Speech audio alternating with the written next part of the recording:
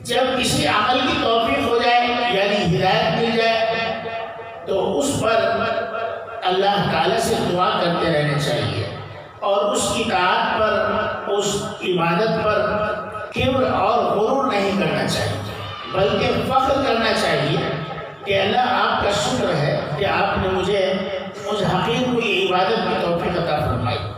ہمیشہ ہمیں قرآن کریم کی ان دو آیتوں کو اپنے ذہن میں رکھنا چاہیے۔ وہ کیا ہے؟ وَمَا تَوْفِيقِي إِلَّا بِاللَّهِ عَلَيْهِ تَوَكَّلْتُ وَإِلَيْهِ مُنِيبُ۔ اے اللہ، میں نے جو اچھا عمل کیا ہے یہ آپ کی توفیق سے ہے، آپ کے عطا سے ہے، آپ کی بخشش سے ہے، اور اگر آپ نہ چاہتے تو یہ نہیں ہو سکتا، آپ نے چاہا تو یہ ہو گیا۔ دوسری آیت ہے، اس کا چھوٹا سا ٹکڑا ہے، وَمَا كُنَّا لِنَهْتَدِيَ لَوْلَا أَنْ هَدَانَا اللَّهُ۔ اے اللہ، جس کو بھی ہدایت ملتی ہے وہ خود سے ہدایت حاصل نہیں کر سکتا ہے، بلکہ ہدایت جو ہے وہ اللہ کی طرف سے ہے۔ اگر آپ کی طرف سے ہدایت نہ ہوتی تو پھر یہ کام نہیں ہو سکتا تھا، ایمان نہیں مل سکتا تھا۔